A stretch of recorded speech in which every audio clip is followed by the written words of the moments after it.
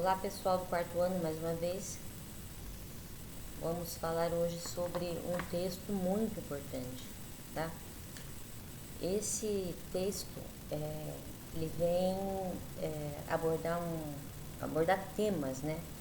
Temas e conceitos importantes dentro da educação, em toda a esfera da educação, desde a pessoa mais humilde, a mais simples, desde o aluno, desde o funcionário, até os altos escalões da educação.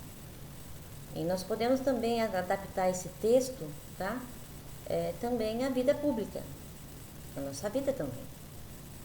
Quando se fala em democracia, em justiça, justiça social, em idoneidade, que a gente espera sempre receber nesse mundo, né? Esse texto tem tudo a ver, tá?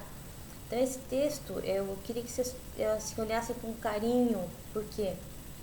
Porque ele é voltado para uma ideologia, não essas ideologias politiqueiras que nós vemos por aí, ideologias que lutam por causas de grupos sociais, um ou outro, tá? Esse texto ele vem realmente abordar a questão de uma sociedade igualitária, tá? Justa e democrática.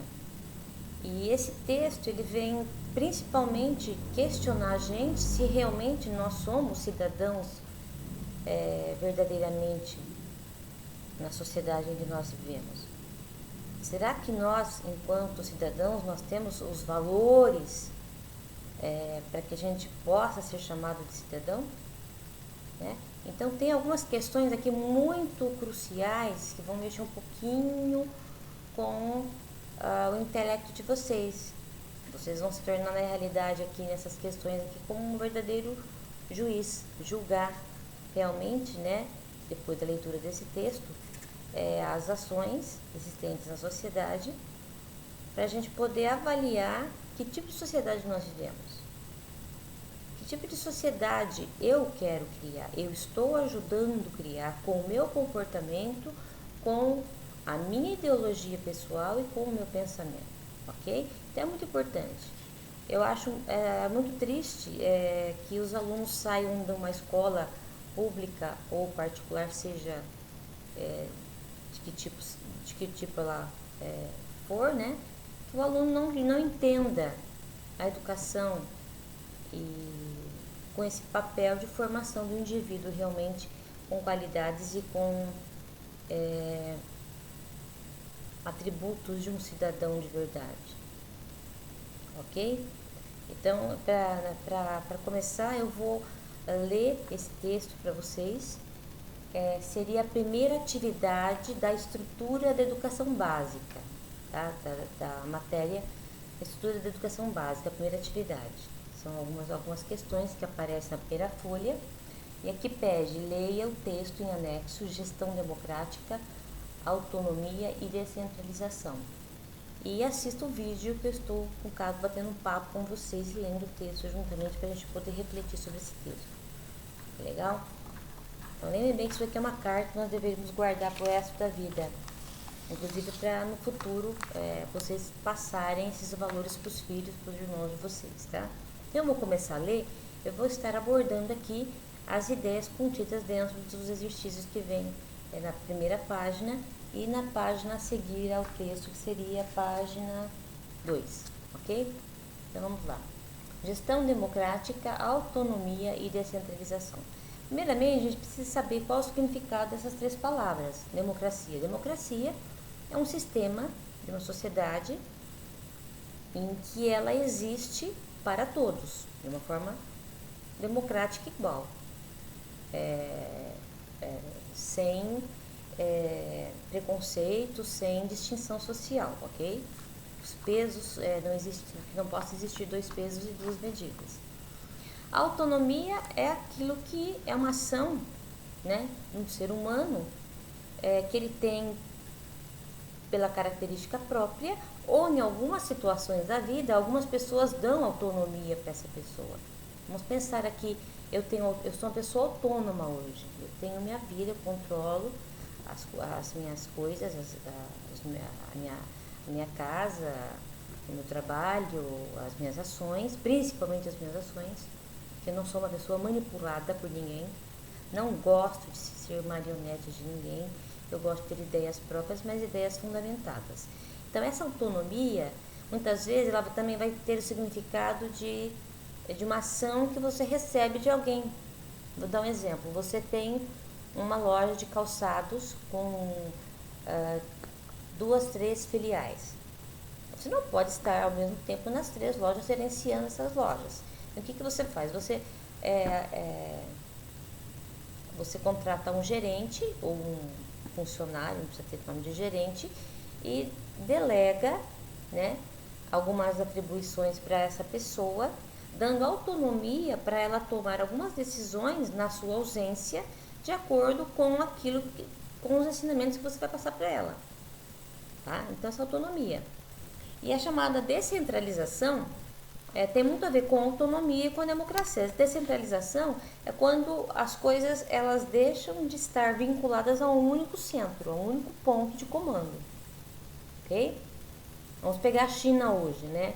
As pessoas criticam muito a China com a questão da pandemia, a situação econômica. Muitos falam em golpe, em ela se tornar a primeira economia mundial, né? A China é bem um exemplo de um país que tem um líder que comanda tudo, ok? O presidente lá ele tem o poder total nas mãos, diferente do Brasil. Nós temos um presidente, mas ele não delega sozinho as atribuições e as ações dentro do país. Ele é dividido, né, com a Câmara dos Deputados estaduais e federais, com o Senado, né? E depois os estados vão ter a sua autonomia territorial, tá? Então a descentralização seria mais ou menos isso, você distribuir, tá, as responsabilidades para outras pessoas, não ficar na mão de uma pessoa só, ok? Isso é importante? É importante, mas desde que essa descentralização seja feita de uma forma democrática. Lembra da democracia, da palavra democracia? Para o povo, né? Um determinado comando para o povo. Que essa descentralização ela vem de encontro a atender as necessidades de todos, não a privilegiar alguns em detrimento de outros, tá? Então a palavra descentralização aqui ela é importante, por quê? Porque se você descentralizar o poder para algumas pessoas, essas pessoas forem formiguinhas e trabalhar todos como um formigueiro, né? Com o mesmo intuito, com o mesmo objetivo, de levar realmente um país para frente, ou uma escola para frente, ou uma empresa para frente, ou uma família para frente também, vamos dizer assim, né? Uma família também, eu falo que o comando não pode ficar somente na mão de um cônjuge, né? Do marido ou da esposa, né? Se é um casal, eles têm que ter um pensamento em comum e caminhar junto, né? Para que realmente eles possam criar essa família da melhor forma, com valores e da melhor forma possível. Então a descentralização é importante por quê? Porque ela diminui um pouco o peso. Diminui o que? A burocracia, né? O andamento das coisas se tornam mais fáceis e mais rápidos. A descentralização ela gera uma ganha de tempo, porque você não é sozinho para gerenciar, para fazer determinadas ações, determinadas coisas, então as coisas devem fluir de uma forma mais rápida e teoricamente de uma forma mais funcional e mais eficaz. Então nós vamos ler esse texto e analisar, será que isso acontece realmente?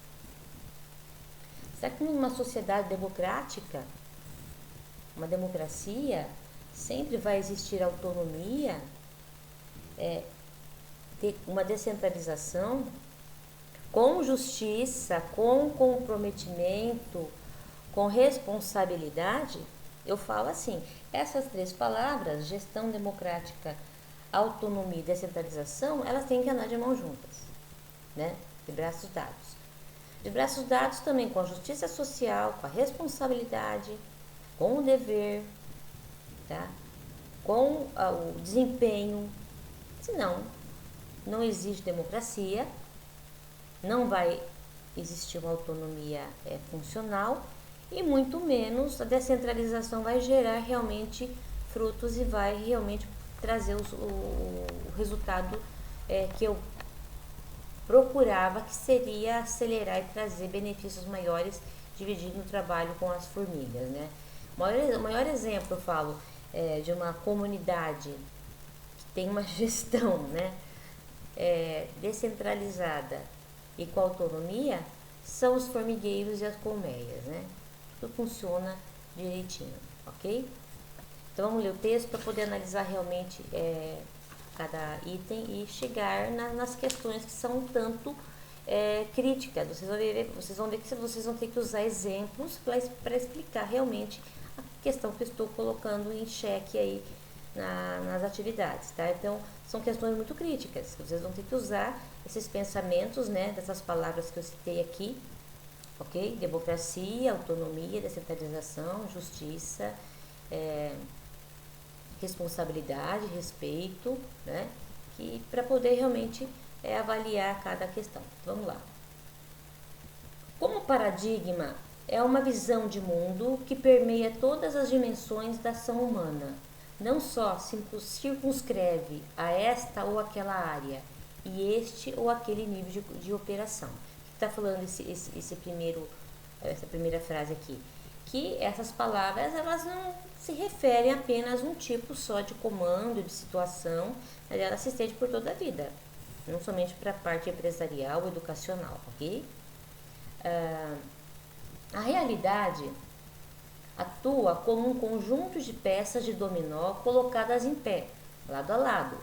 Essa situação ilustra a compreensão da realidade como um sistema, daí porque todos os conceitos seriam interrelacionados. Por que está falando aqui que esses conceitos são interrelacionados? Como eu falei lá, as três palavras elas têm que andar juntas, senão é o efeito dominó.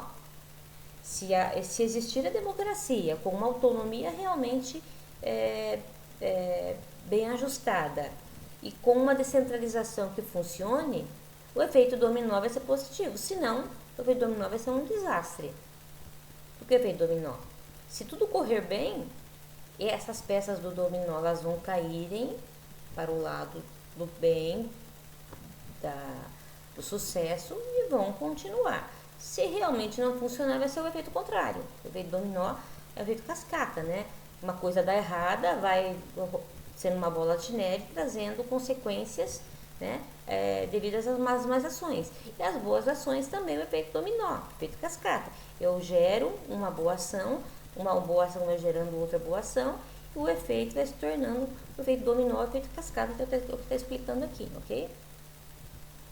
Muito embora as concepções de descentralização, democratização da gestão escolar e autonomia da escola sejam parte de um mesmo corolário, encontramos certos sistemas que buscam o desenvolvimento da democratização da gestão escolar sem pensar na autonomia do estabelecimento de ensino e sem descentralizar o poder para a mesma. Se fala em democracia, mas se a pessoa ela acaba, né, no caso aí, segurando o poder na sua mão e comandando da forma como ela quiser, não da forma como a comunidade precisa e realmente com a ajuda de outras pessoas. Ele está falando aí. Algumas situações se fala, é democrático? Será que é democrático? Se a concentração de poder e não a respeito da opinião do todo, não é democracia. É o que está falando aqui, ok? Por outro lado, ainda observa-se o esforço de alguns sistemas de ensino no sentido de desenvolvimento nas escolas os conceitos de democratização e autonomia de modo centralizado, o que implica uma contradição paradigmática muito comum, que faz com que os esforços se anulem, né? Você quer dar autonomia na escola, você quer democracia, mas você não quer soltar o poder. Parece que se eu falar, ó, fulano, faz você, parece que eu estou diminuindo o meu poder, não é bem assim. O bom gestor é aquele que realmente sabe delegar, aquele que sabe comandar a equipe e também distribuir as obrigações, não carregar todo o peso nas costas, né? Um bom gestor, numa gestão democrática, é aquele que sabe realmente colocar, né, as funções nas mãos das pessoas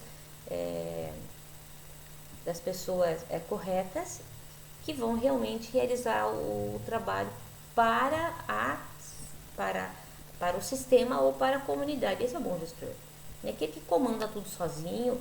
É a mesma coisa você chamar um país de democracia e tendo um coronel que vai comandar, que vai ser ditador, usar a força, usar o papel, usar a mão pesada para deliberar contra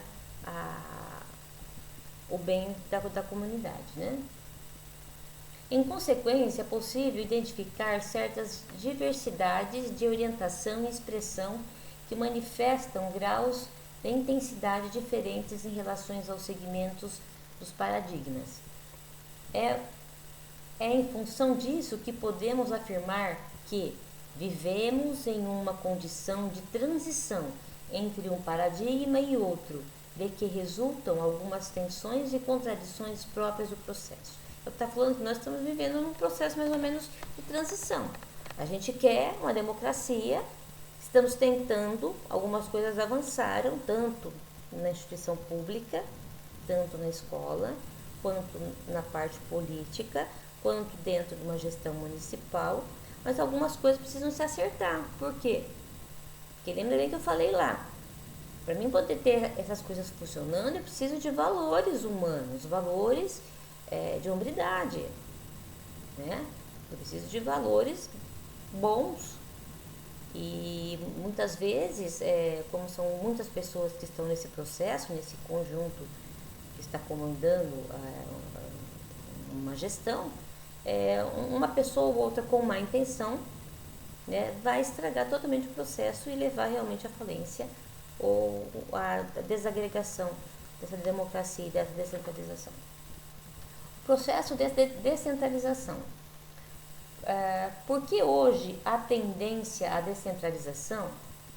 Conforme Ana Luísa Machado, é porque o mundo passa por mudanças muito rápidas. Na verdade, a globalização coloca cada dia um dado novo, cada dia uma coisa nova. Então, isso gera necessidade de que o poder decisório esteja exatamente onde a coisa acontece. Então, é devido a essa grande evolução da tecnologia e do mundo, as coisas acontecem e mudam a cada dia, são coisas novas no momento, então é necessário a chamada de descentralização. Por quê? Porque não dá para você estar correndo atrás de tudo ao mesmo tempo no mundo, que as coisas rodam uma velocidade muito rápida, tá? Então eu preciso o quê? De uma engrenagem formada por várias roldanas ou engrenagens, que uma em contato com outra faz o sistema funcionar.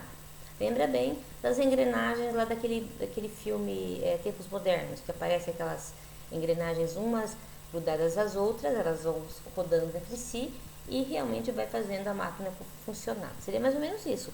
Cada engrenagem daquela seria uma pessoa. Se cada pessoa fizer o seu movimento correto, a máquina vai funcionar. Agora, se uma engrenagem sair fora do ritmo, todo o sistema falhe, né? Então, é por isso que é muito complicado a gente hoje estar trabalhando com essa parte aqui. Implantar um sistema descentralizado é complicado.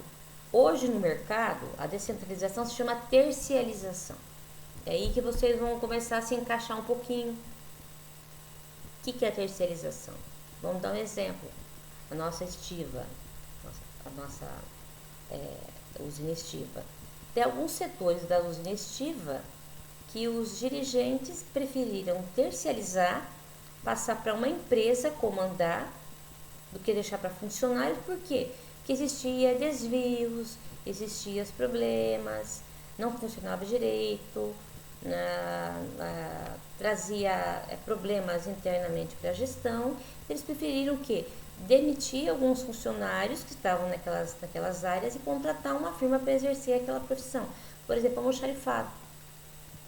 Vamos pegar outra parte, a parte elétrica. Muitas vezes a empresa tem os eletricistas, a equipe que trabalha com a parte de mecânica que soluciona isso. Mas muitas vezes, como não funciona a engrenagem, as pessoas que estão lá, o que a empresa prefere? Contratar uma empresa que venha até a empresa deles solucionar o problema, pelo menos eles pagam e o problema é solucionado. Isso é terceirização. Em nosso município, houve até algum tempo atrás a tentativa de descentralizar a merenda escolar, ou seja, a merenda escolar deixar de ser feita nas nossas cozinhas pilotos e serem pagas para uma empresa produzir e distribuir nas escolas municipais. Então as escolas iriam fechar as suas merendas. Nós temos 4 ou 5 polos de cozinha piloto e obviamente isso aí traria um desemprego na rede municipal, no caso no funcionalismo público. Mas vamos dar um exemplo também no transporte universitário, né? Nós tivemos, você sabe bem disso. Hoje o transporte universitário praticamente ele cai na licitação. Hoje o transporte universitário quem faz é uma empresa de fora, não são mais os nossos funcionários motoristas da prefeitura que levam os alunos para as universidades, é de uma empresa de fora. Isso seria a descentralização ou terceirização, ok? Continuando aqui. O movimento de descentralização em educação é internacional e está relacionado com o atendimento de que apenas localmente é possível promover a gestão da escola e do processo educacional que promove altamente dinâmico. Qualquer esforço centralizado e distante estaria fadado ao fracasso, como de fato tem se verificado. É preciso reconhecer que a descentralização tem sido praticada tendo como pano de fundo não apenas essa perspectiva de democratização da sociedade, mas também a de promover melhor gestão de processos e recursos, e ainda como condição de avaliar os organismos centrais que se tornam sobrecarregados com o crescimento exponencial do sistema educativo e a complexidade das situações geradas. Vamos falar aqui dentro da educação a questão da descentralização e da terceirização, ok? Vou dar um exemplo. A municipalização foi uma forma de descentralização de educação. O maior exemplo que nós temos na educação de descentralização foi a municipalização da educação, quando Novo Horizonte aceitou a municipalização, ou seja, deixou que o Estado comandasse, contratasse e mantivesse as escolas públicas no município. Quando o município assumiu a pré-escola, o ensino fundamental, foi o processo de municipalização. O que acabou acontecendo? Todo o dinheiro que o Estado gastava com Novo Horizonte, ele começou a repassar para o município per capitamente, por aluno, na mesma proporção que o Estado gastava, e a partir daí o município começou a gerir a educação da forma como ele bem queria. No caso, o prefeito na época foi o Toyota, tá? Então, dessa forma que aconteceu. Com a descentralização da educação em Novo Horizonte, com a municipalização, o prefeito passou a ser o gestor, a gerir a educação, e não mais o secretário estadual da educação. Não que ele não intervenha na nossa educação, intervém sim, de uma forma mais estadual, mas não municipal. Então, a partir daí, o prefeito teve autonomia para escolher o quê? Escolher os seus assessores, o seu secretário, dar ordens, dar comando à secretaria ou à diretoria antigamente, né? Que antigamente era diretoria, agora é secretaria municipal de educação, e a escola mudou. Nós podemos dizer que com a descentralização hoje houve uma mudança muito grande na educação em Novo Horizonte, ok? Por quê? Porque eu pegar o dinheiro aqui em Novo Horizonte e investir da forma como Novo Horizonte precisa, o governo do estado de São Paulo não sabe. Ele está lá em São Paulo, nem sabe como é Novo Horizonte, nunca veio para cá, ainda mais o Dória agora, né? Não sabe dos problemas locais, das necessidades, da característica da clientela, da característica econômica e social, e não é investido da forma correta. Então, um dos grandes ganhos da descentralização da educação é esse: poder estar administrando a educação de uma forma mais próxima, mais perto, tendo contato direto com o dia a dia, né, e a realidade da nossa sociedade. Isso é um ganho. Tem problemas? Tem. Tem onde? Na autonomia. Dependendo da pessoa que está no comando, tanto da educação quanto do município, ele vai ter autonomia para escolher esse plano Beltrano, para exercer tal função ou tal atividade, tá? Por outro lado, muitas vezes, por exemplo, o prefeito ele não pode estar vendo que o secretário da saúde, da educação, o transporte está fazendo todo dia. Ele tem que dar o crédito para ele para que ele exerça da melhor forma. Mas ele não tem também o controle direto sobre essa pessoa. Tá? Por isso que é bom escolher as pessoas corretas, as pessoas realmente com capacidade, com responsabilidade, realmente com perfil para isso, né? Então, o que você percebe muitas vezes? Na descentralização, quando a autonomia não é feita da forma correta, a autonomia cai na mão, alguns cargos caem na mão de algumas pessoas, existe o quê? Pega, por exemplo, a atual situação da pandemia. O que aconteceu com o nosso país? A saúde houve uma chamada descentralização. O município, o estado passou a tomar conta de algumas ações envolvendo os critérios de isolamento ou não dentro do país. Então você percebe o quê? Que os números de um estado para outro, de uma região para outra, são bem diferentes, porque a autonomia são de pessoas diferentes, os resultados são diferentes. Outro exemplo, com a pandemia, é a chamada situação de emergência, né? Decreta estado de calamidade. Decretando estado de calamidade, em alguns lugares, você dispensa a licitação. Daí o contrato é direto, eu compro de quem eu quero. O que aconteceu com nossos respiradores? Para quem acompanhou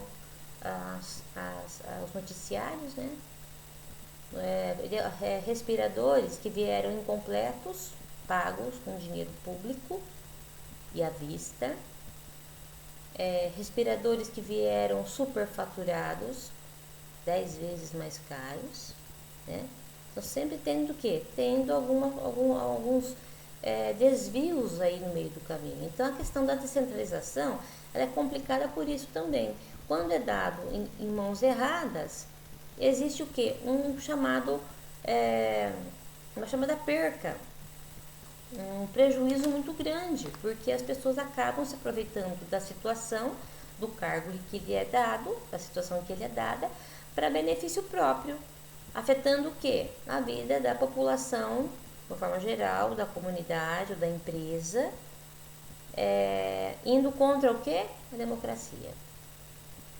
Ok? Deu para entender, amarrar as coisas aí? Continuando.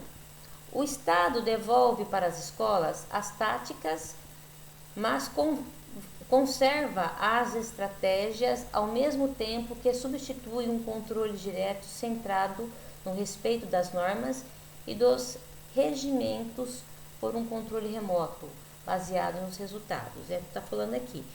O Estado dá autonomia para os municípios ou para os cargos aí, mas de longe fica tendo algum tipo de controle, né?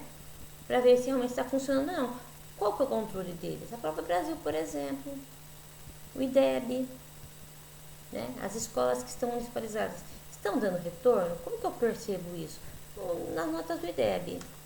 Deu para perceber? Então tem que ter sempre o quê? Um sinalizador para mostrar para o Estado, que promoveu a descentralização, ou para o dono da empresa, que realmente a terceirização está valendo a pena ou não. A empresa está produzindo mais? Está sobrando mais dinheiro? Eu posso investir em outras áreas? É meu sinalizador, ok? As chamadas estatísticas e a contabilidade da empresa.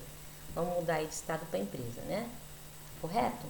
A descentralização da educação é, por certo, um processo extremamente complexo e quando se considera o caso do Brasil, a questão se complexifica ainda mais por tratar-se de um país continente, com diversidades regionais muito grandes, com distâncias imensas que caracterizam grande dificuldade de comunicação.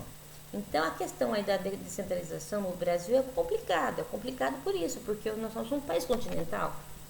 Dentro de nós quando comparamos as mortalidades do Covid, né, de São Paulo, da cidade de São Paulo, tem que ser comparado a países com a população da cidade de São Paulo. Nós sabemos que a população de São Paulo é a população de muitos países europeus, ok? Então, muitas pessoas fazem comparação aí dos números de morte do Brasil com os números de morte da Europa, esquecendo que o Brasil é um país continental, que cabe em vários países dentro do Brasil. E quando se fala em descentralização, é um problema meio complicado de você implantar isso no Brasil todo, por quê? Eu solto a rédea para cada governador, para cada município, para cada secretário. Essas rédeas vão continuar firmes, será? Depende do quê? Depende do caráter, depende da justiça, depende do respeito, do comprometimento de cada um. E lembra da engrenagem? Numa máquina, eu tenho 10 engrenagens, uma acoplada à outra. Elas vão rodando e uma vai movendo a outra e fazendo a máquina funcionar. Se uma dessa engrenagem ela para ou anda num ritmo diferente, vai comprometer todo o sistema. É isso que eu quero que vocês entendam o problema da descentralização, ok? Tá? Descentralização funciona quando? Quando cada elemento realmente vai contribuir de uma forma idônea, com responsabilidade, com idoneidade, com fidelidade, com autonomia, é claro, e comprometimento. Certo? Eu terminar já o texto, que basicamente eu falei tudo já. Tá? A descentralização educacional não é um processo homogêneo e praticado com uma única direção. Ela responde à lógica da organização federativa, como se trata de um processo que se refere à transferência de competências para outros níveis, olha bem, como a descentralização corresponde à transferência de competências para outros níveis, então você tem aqui, nesse trechinho, no penúltimo parágrafo, o conceito de descentralização. O que é descentralização ou terceirização? É a transferência de competências para outros níveis do governo ou de uma gestão. Do poder de decisão sobre os seus próprios processos sociais e os recursos necessários para a sua efetivação implica existência e construção de competência para tanto. Lembra da competência que falamos tanto? Então, essa engrenagem, cada uma dessas engrenagens que vão fazer o sistema ou o país se movimentar, no caso aí, que seria a descentralização, tem que ser competente. Se eu tiver uma engrenagem defeituosa, o que seria defeituosa? Sem competência, sem idoneidade, sem justiça, sem responsabilidade, meu sistema vai tudo para baixo. Lembra do efeito dominó? Da bola de neve?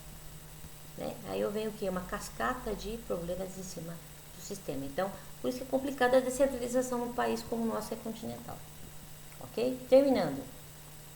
É em decorrência de tal situação que, em muitos casos, pratica-se muito mais a desconcentração do que propriamente a descentralização. Isto é, realiza-se a delegação regulamentada da autoridade. Então, hoje, existe mais a desconcentração, ou seja, eu estou com a mesa cheia de serviço, eu estou cansada, eu dou para cada um fazer, sem analisar a competência de quem vai fazer.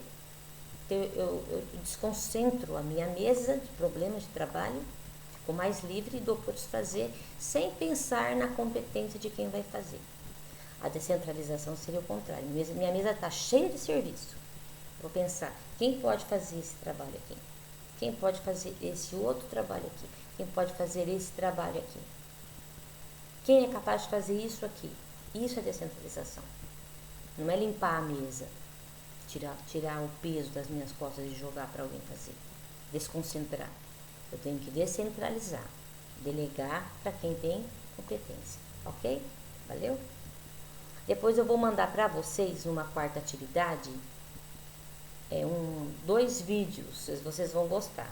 Eu vou querer que vocês coloquem essa coisa pessoal de vocês, que eu estou tentando cavucar dentro da cabecinha de vocês, da criticidade de vocês como cidadão, e colocar isso no papel.